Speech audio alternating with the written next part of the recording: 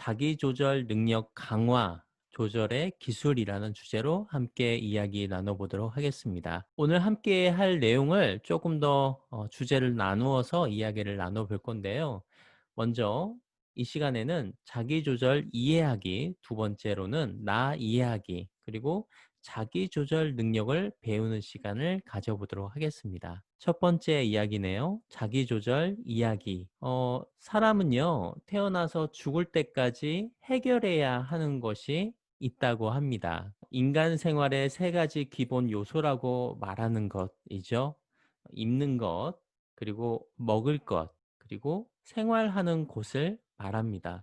살면서 죽을 때까지 이 세 가지를 꼭 우리는 해결해야만 한다고 해요. 여기서 말하는 해결은 무슨 뜻일까요? 명사로 제기된 문제를 해명하거나 얽힌 일을 잘 처리하는 것을 얘기하는데요. 이처럼 사람은 끊임없이 주어지는 문제를 해결해야만 살아남을 수 있습니다. 여러분에게도 지금 해결해야 하는 것들이 있으시죠? 어떤 것들이 있으실까요? 주어진 문제를 해결을 잘하는 사람은 어떻게 보면 적응을 잘하는 사람과 같은 의미로 우리는 이해할 수 있어요. 여기서 말하는 적응은 어떤 의미일까요? 여기서 얘기하는 적응은 환경의 요구에 맞게 개인을 변화시키거나 환경을 조작하면서 환경과 개인 간의 조화를, 하모니를 이루는 과정을 말합니다. 자, 여기에서 환경은 어떤 걸 얘기하는 걸까요? 예를 들자면 우리 집일 수도 있고 우리 부모님과의 나와의 관계일 수도 있고 학교일 수도 있고요. 인간관계라는 그런 네트워크, 우리 인적 네트워크일 수도 있고 또 그리고 학교에서의 어떤 친구들과의 관계일 수도 있습니다. 그래서 때로는 내가 친구 관계가 좀 부족하다 하면은 그런 친구 관계를 내가 변화시키기 위해서 모임에 자주 참여할 수 있는 모임을 많이 찾거나 때로는 내가 그 친구들 관계 안에서 뭔가 이야기하는 것이 좀 수줍으면 자신 있게 이야기할 수 있는 나의 어떤 사회적인 기술을 만들기도 하잖아요. 이처럼 환경을 바꾸거나 아니면 내 자신을 바꿔 나가는 것이 바로 심리학에서 얘기하는 적응이라고 얘기합니다. 이 적응이 참 흥미로운 게 만일 내가 친구 관계에서 교수님 관계에서 부모의 관계에서의 이 적응들이 하나씩 달라져 가잖아요. 그러면 그것이 그 영역만 영향을 주는 것이 아니라 다른 영향까지 준다고 합니다. 연인과의 관계에서 뭔가 표현하지 못하는 마음을 표현하는 것이 좀 부족했어요. 그래서 내가 그런 마음을 표현할 수 있는 기술도 배우고 그런 어떤 의사 표현할 수 있는 것도 사회적인 기술도 훈련했다고 가정해 봅시다. 그러면 나의 그런 자신감 있는 모습들이 연인과의 관계뿐만 아니라 다른 대인 관계에서도 영향을 미치게 될 것입니다. 이처럼 적응은 한 영역뿐만 아니라 다른 영역에도 영향을 미친다라는 이야기예요. 자기를 조절해 가려는 어떤 의지가 있는 이유, 그리고 이런 적응을 해 나가면서 끊임없이 문제들이 생기는 이유, 그리고 여러분 그런 거 있잖아요. 여러분 힘들게 또 대학까지 왔잖아요. 그 전 한번 생각해 보세요. 초등학교, 중학교, 고등학교, 대학교. 끊임없이 여러분 삶에 마치 숙제처럼 뭔가 주어지는 게 있을 것 같아요. 이처럼 우리에게 계속 뭔가 적응을 위한 문제들이 생기는 것은 우리가 바로 욕구가 있는 존재이기 때문에 그래요. 아기들은 욕구를 어떻게 해소할까요? 혹시 주변에 조카, 아기, 영아기에 있는 또는 유아기에 있는 조카나 또 동생이 있는 분들은 잘 알고 계실 건데요. 아기들은 배고픔, 졸림, 또 아프거나 몸이 불편하거나 피곤하거나 심심할 때 또 엄마를 그냥 찾고 싶을 때 어떻게 하죠? 네, 맞아요. 울죠. 막 웁니다. 하지만 엄마가 그때그때 반응을 해줄 수 없을 때도 있을 거예요. 엄마가 아기가 막 울어요. 근데 엄마 뭐 하고 있냐면 지금 부엌에서 막 국을 막 바글바글바글 된장찌개를 바글바글 끓이고 있는 거예요. 근데 아기가 막 울어요. 근데 엄마가 바로 가서 아이에게 우유도 주고 기저귀도 갈아줄 수 있으면 참 좋을 건데 그러기가 어렵겠죠, 살다 보면. 근데 아이가 그것을 나중에 알게 되어요. 뭔가 내가 욕구가 있다 하더라도 그것을 바로바로 채우지 못하고 어느 정도 기다려야 한다는 그런 심리적인 기다림을 할 수 있는 것을 이 심리학자들이 연구를 했는데요. 이 실험 이름이 마시멜로 실험이라고 해요. 원하는 것을 바로 채울 수 없다는 것. 우리도 그런 경험들이 있죠.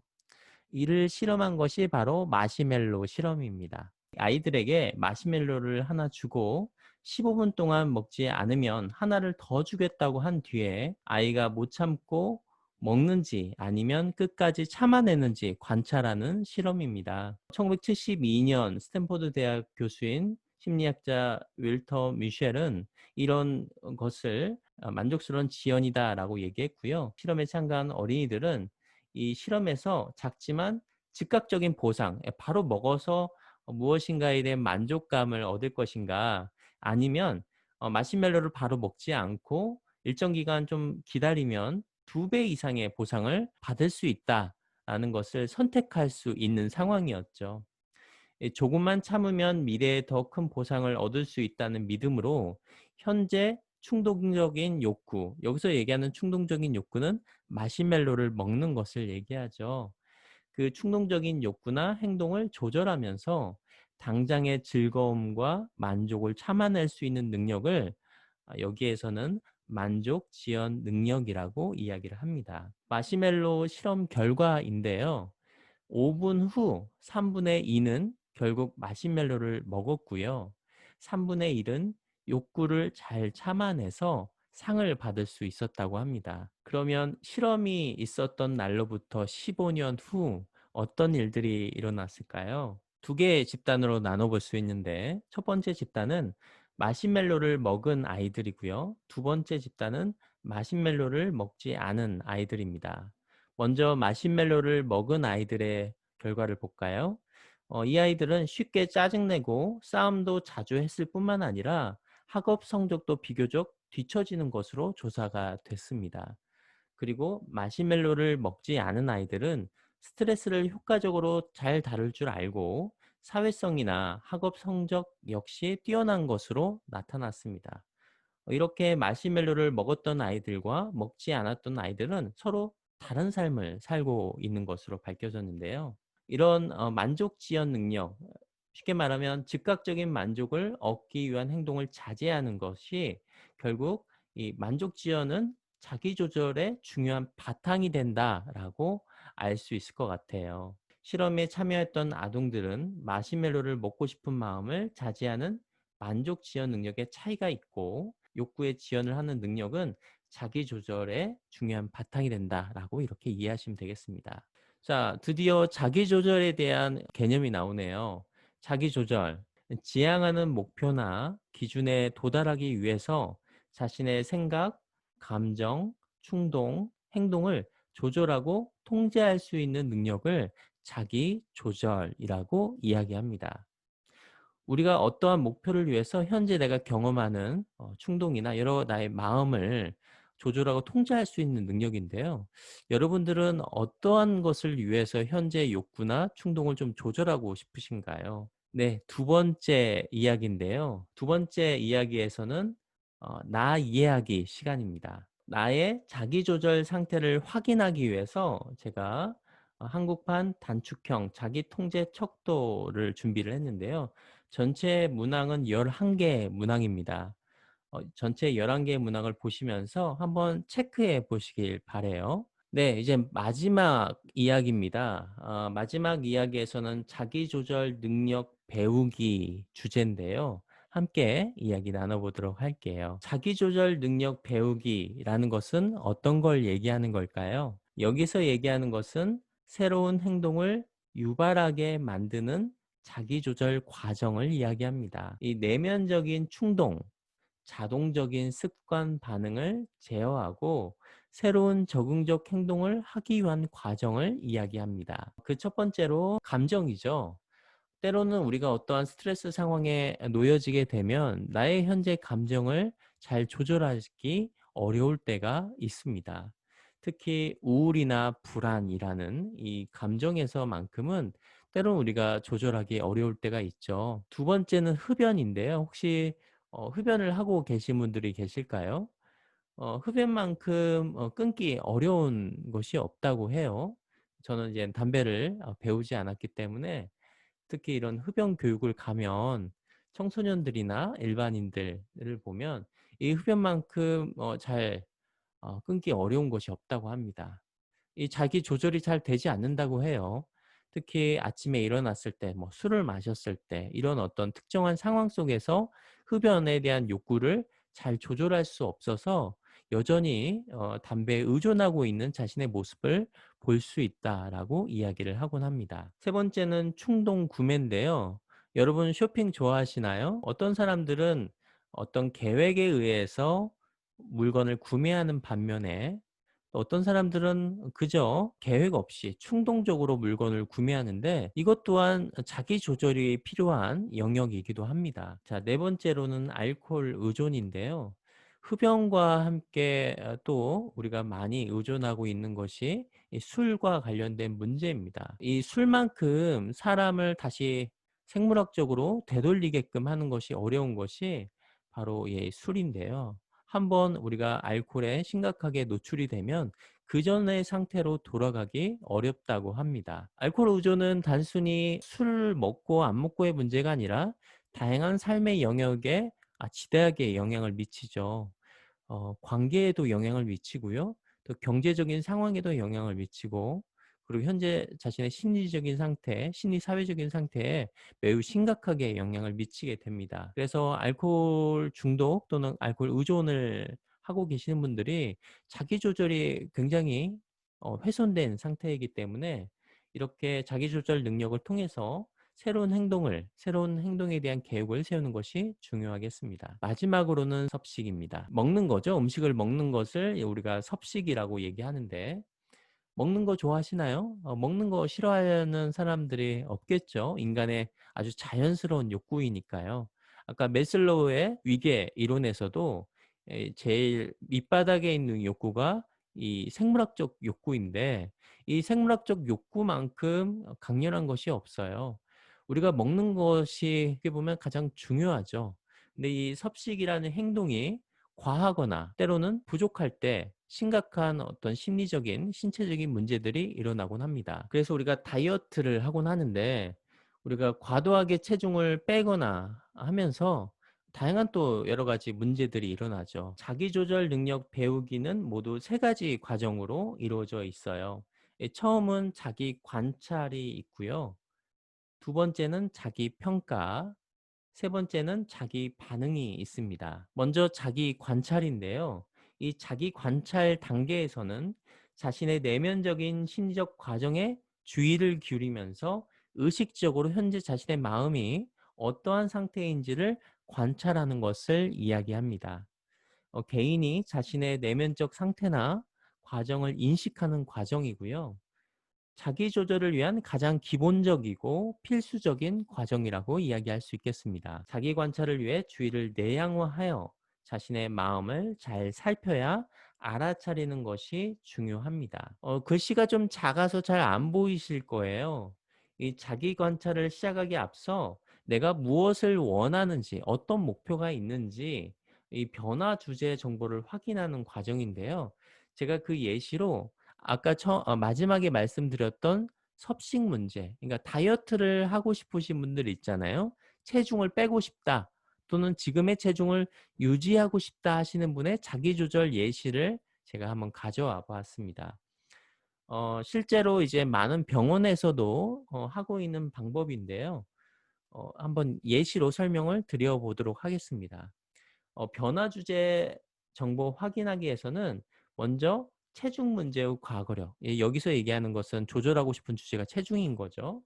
체중 문제 후 과거력. 문제가 언제 발견이 됐는지, 어떻게 문제가 시작되었는지, 또 언제 문제가 시작됐는지에 대한 나이와 어떤 연도, 그 당시에 무슨 일들이 있었는지, 그때 당시에 어떤 일들이 있었는지, 그 이후에 문제가 어떻게 발전되었는지 지금까지의 발전력을 과거력을 이야기하는 겁니다. 그래서 체중 변화의 양상을 이야기를 하고요. 이전의 체중 감소 시도와 그 결과는 또 어땠는지, 또 시도의 양상이나 기간에 대한 전반적인 평가, 또 체중에 미친 효과들, 또 체중 유지의 성공 여부, 이게 얼마 또 유지됐는지, 또 체중의 어떤 재증가, 어떤 촉발된 또 사건들이 있겠죠. 그리고 두 번째로는 현재 상태는 또 어떠한지, 식사 습관이나 식사 양상, 먹는 양, 음식 상태, 음식 섭취나 섭취 양에 대한 조절력을 상실한 적이 있는지, 또 현재 시도하고 있는 식사 제한의 양상은 있는지, 식사 관련 문제, 다른 문제들은 없는지, 구토를 하거나 이뇨제를 사용하거나 설사제를 오용하거나 이런 문제들이 있는지를 확인하고요. 그 이후에는 신체 활동, 일상생활은 어떻게 활동하고 계시는지, 운동에 대한 태도는 어떠한지, 또 체중 감소를 원하는 이유는 무엇인지, 예를 들어서 외모의 변화를 원한다, 또는 개인적인 목적을 성취하기 위해 대인관계나 운동 때문에 혹은 자존감을 호전시키기 위해서, 또 건강 문제를 개선하거나 질병에 대한 위험도를 줄이기 위해서, 또 다른 문제 여러 가지 다양한 신체적인 불편감이나 과체중으로 인한 차별 대우에서 벗어나기 위해서 뭐 등등의 체중 감소를 원한 이유를 이야기할 수 있겠습니다. 어, 또는 또 체중 및 목표 체중이 있을 건데요. 현재 체중은 어떠한지, 원하는 이상적인 체중은 어떠한지, 또 수용 가능한 적정 체중, 바람직한 체중에 도달하면 자신의 인생이 어떻게 바뀔 것이라 생각하는지에 대해서 이야기를 나눠봅니다.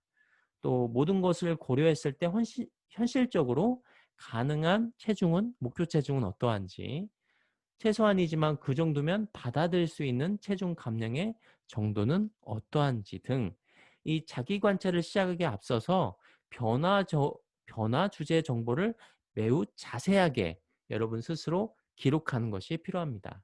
이 섭식에서의 자기 조절 이야기를 좀 나누고 있는데요. 앞에서 나온 것처럼 먹는 것을 모두 상세히 적고 섭취한 양, 음식의 종류, 칼로리, 시간, 먹을 때 상황적인 분위기 등을 빠짐없이 기록합니다.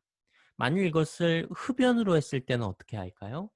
흡연한 어떤 것을 모두 기재하고 구매한 이력, 어떤 기준으로 구매했는지, 어떤 남매를 구매했는지, 어떠한 상황에서 담배를 피우는지, 술을 마시는지 등을 적는 겁니다. 또 섭식 행동을 유발하고 강화하는 자극을 이 관찰하기 과정에서 알 수 있고요.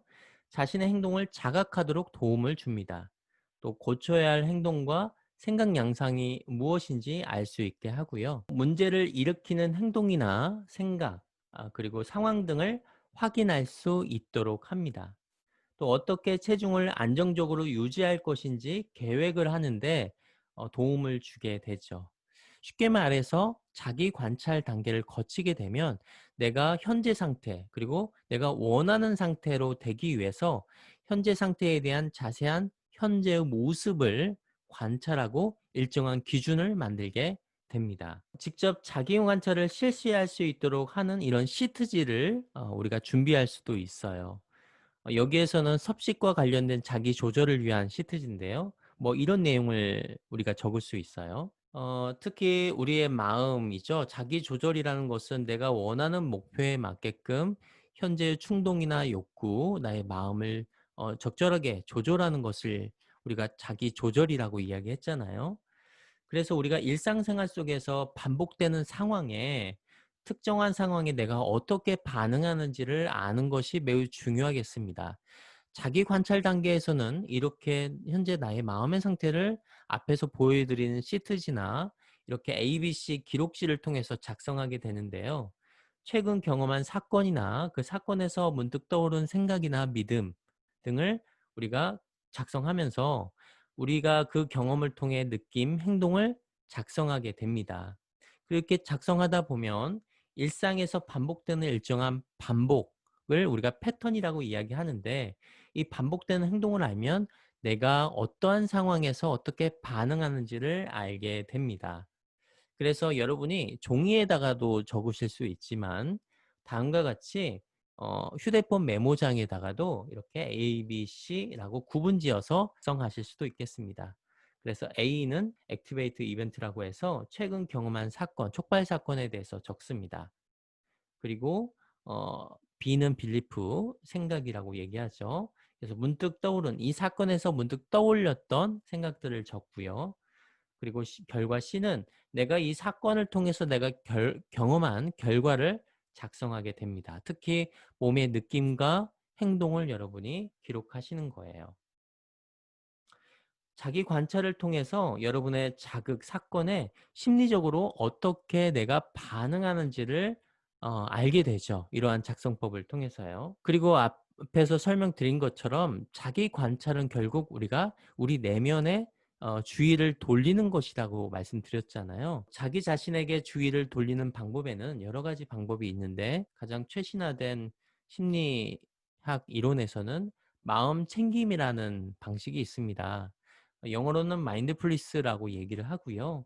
마음 챙김에서 호흡 명상 또는 주의 집중 명상을 통해서 자신의 몸과 마음에 주의를 기울이는 것을 우리가 훈련할 수 있겠습니다. 잠깐 한번 해볼까요? 눈을 한번 감아 보세요. 눈을 한번 감아 보시고 여러분 의자에 허리를 반듯하게 고추 세우셔서 눈을 감은 채 코로 숨을 들이마시고 입으로 호흡을 내뱉습니다. 여러분 호흡이 코로 들이마시고 입으로 후 내뱉는데 코로 들이마실 때 내 호흡이 어디로 들어가는지 그리고 내 호흡이 어디로 나오는지를 여러분 스스로 주의를 기울이면서 살펴보시는 거예요. 내 호흡이 어디로 들어가서 어디로 나오는지. 여러분이 이 마음 챙김, 호흡 명상, 주의 집중 명상을 하게 되면 일상생활 속에서 뭐 긴 시간이 아니라 1, 2분 아주 짧은 시간이죠. 찰나찰나 여러분이 순간순간 깨어 있게 되면 여러분이 어떤 상황에 내가 어떻게 반응하는지를 순간순간 알게 됩니다. 내가 지금 얼굴이 좀 빨개졌네. 내가 갑자기 호흡이 가빠졌네. 손이 갑자기 따뜻해졌네. 차가워졌네. 이런 것을 여러분 신체적인 변화 정도를 자각하게 되죠. 그래서 앞에서 우리가 자기 조절을 하기 위한 첫 번째 단계로 주의 집중, 내 내면의 주의를 돌리는 작업이 필요하겠습니다. 마음 챙김을 통해 자극과 반응 사이에 공간을 두게 되면 몸과 마음이 자극에 어떻게 반응하는지를 살펴볼 수 있게 됩니다. 내가 어떤 스트레스 상황, 내가 조절하기 어려웠던 상황들이 있잖아요. 술을 과도하게 마시거나 갑자기 우울해지거나 담배를 피게 되거나 음식물을 과도하게 먹게 되거나 또 공부를 하고 싶은데 공부할 수 있는 주의 집중이 잘 되지 않을 때 여러분이 느꼈던 최근의 어떤 사건에 대해서 여러분이 눈을 감고 주의 집중을 하게 되면 내적으로 주의 집중을 하게 되면 여러분 신체나 심리적인 상황이 어떻게 반응하는지를 여러분이 우두커니 바라볼 수 있게 됩니다. 자극이 갖고 있는 조건은 무엇일까요? 여러분이 눈을 감고 문득 떠올렸던 여러 가지 상황들이 있을 건데 상황, 기억, 경험들이 있을 건데요. 그것과 관련된 조건들이 있어요. 예를 들어서 여러분이 최근에 겪었던 스트레스 상황에서는 어떤 사람도 있을 것이고 장소도 있을 것이고요. 또 상황도 있을 것이고 시간도 있고 음식도 있을 겁니다. 그 다양한 그 나에게 자극을 주었던 그 상황 속에서 내가 어떻게 반응하는지를 여러분이 알아차리시는 거예요. 그러기 위해서 몇 가지 기법이 들어가는데 지금부터 말씀드릴 기법이 인지행동 치료라고 얘기하는 심리치료 이론에서의 접근을 통해서 자기조절 기술을 안내해 드리겠습니다. 보통 사람들은 어떤 스트레스 사건, 어떤 사건을 경험하면 그것 때문에, 그 사건 때문에, 그 사람 때문에 내가 현재 마음이 불편하고 몸이 불편하다고 생각합니다. 여기서 얘기하는 사건은 현재 진행 중인 사건일 수도 있지만 과거에 진행됐던 아니면 앞으로 진행될 어떤 문제일 수도 있습니다. 그리고 누군가의 관계에서의 문제일 수도 있지만 내 내면에서의 문제일 수도 있습니다. 그런 사건이 나에게 어떤 결과를 주게 되는데 그 결과는 심리적인 또는 관계적인 문제, 또 신체적인 문제일 수 있겠죠. 그래서 앞에서 말씀드린 것처럼 오늘 자기조절 주제를 인지행동 치료적인 접근을 통해서 이야기를 나눠볼 건데요. 이 인지행동 치료에서는 ABC라는 과정을 통해서 이해를 하게 됩니다. 먼저 A는 액티베이트 이벤트라고 했고요. 또 생각은 belief, 또 결과는 consequence라고 얘기를 하는데요. 이 사건, 생각, 결과를 통해서 우리가 심리적인 어려움을 경험한다라고 이야기합니다. 인지행동 치료에서는 사건이 결과를 만들어내는 것이 아니라 생각이 우리의 정서와 행동에 영향을 준다고 얘기해요. 그래서 앞에서 얘기했던 자기 관찰을 우리가 이런 인지행동 치료적인 접근을 통해서 내가 어떻게 반응하는지를 아주 섬세하게 여러분이 기록하시는 것이 필요하겠습니다. 자, 두 번째로 자기 평가인데요. 이 자기 평가 단계에서는 자신의 심리적인 과정에 대해서 여러분이 평가적으로 한번 판단해 보는 겁니다. 아, 내가 이런 상황에서 이렇게 반응했구나. 내가 이런 상황에서 더욱더 음식을 많이 먹었구나. 누구와 함께 있을 때 담배를 더 피우게 되었구나. 또 누구와 함께 있을 때 더욱더 내가 감정이 조절하기 어려웠구나라는 것을 여러분이 판단을 하게 되는 겁니다. 이 판단의 근거는 앞에서 했던 자기 관찰에 의한 정보에 의해 판단을 하게 되고요. 또 자신의 심리적 과정이나 상태를 특정한 기준에 평가하는 것을 이야기합니다. 이 자기 평가에 적용되는 주요한 판단 기준이나 목표, 또 기대나 요구, 또 이상적인 어떤 자기상 등은 사람들마다 좀 다를 수 있어요. 원하는 목표가 다르기 때문이죠. 그래서 이 자기 평가 단계를 통해서 여러분이 어떻게 반응할 것인지에 대한 계획을 세울 수 있게 됩니다. 앞에서 얘기했던 ABC 기록지를 조금 더 상세하게 표현한 사고 변화 기록지인데요. 여러분이 경험했던 내가 섭식에서 음식을 먹는 어떤 자기 조절을 하고 싶다 또는 다이어트를 하고 싶다라는 것의 가정에서 한번 예시를 한번 살펴볼게요. 스마트폰에서 인스타그램을 보고 있을 때라는 상황이에요.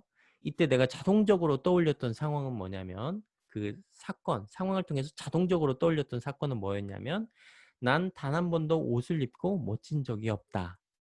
인스타그램에 나오는 여자들은 날씬하고 이쁜데 나는 뚱뚱하고 못생겼다. 라는 나도 모르게 떠올렸던 생각이 있어요.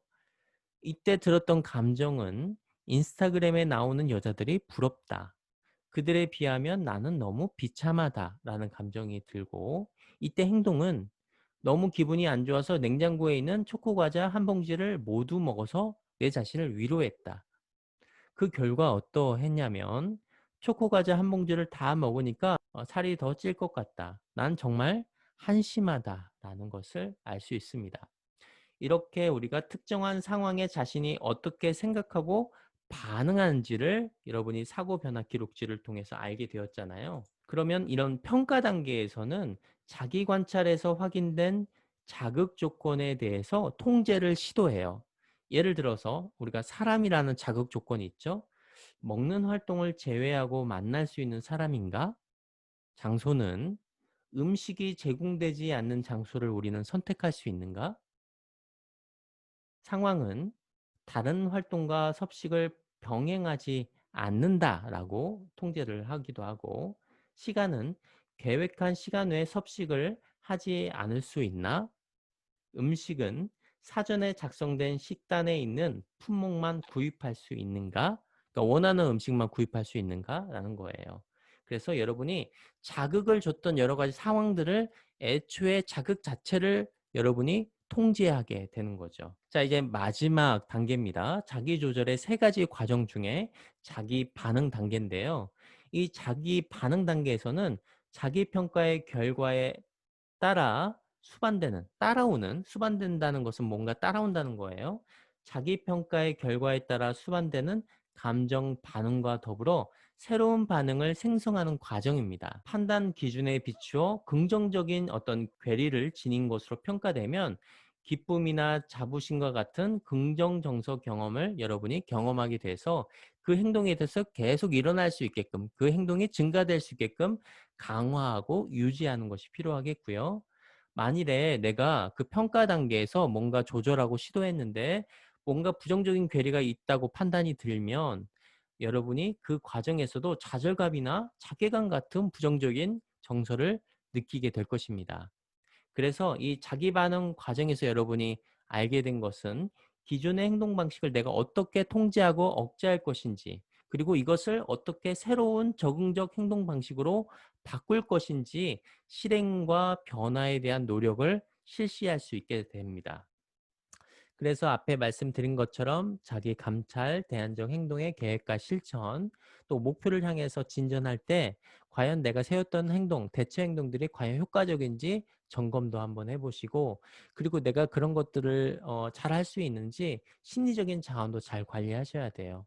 아무리 자동차를 운전을 내가 잘하고 조절을 잘한다 하더라도 아니 기름이 없으면, 전기가 떨어지면 달려갈 수 없잖아요. 그래서 심리적인 자원을 잘 관리하면서 자기 조절을 하는 것이 필요하겠습니다.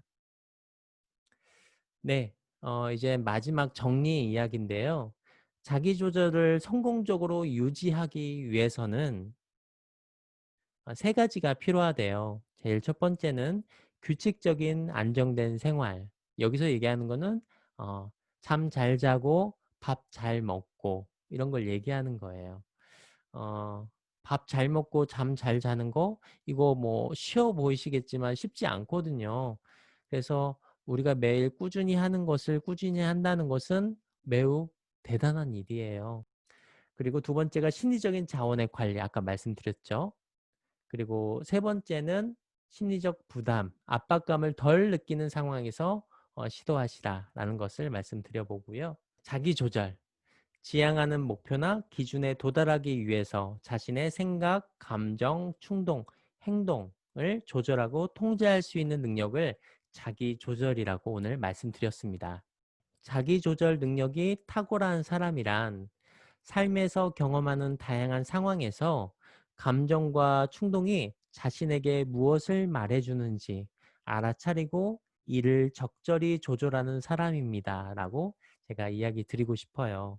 제일 첫 번째는 자기조절 이해하기, 두 번째는 나 이해하기, 그리고 마지막 자기조절 능력 배우기를 통해서 여러분의 삶에 적용할 수 있는 조절의 기술을 통해서 함께 이야기 나눠보았습니다. 자기조절 능력 강화, 조절의 기술을 안내해드린 마인드온 심리연구소 배지석 소장이었습니다.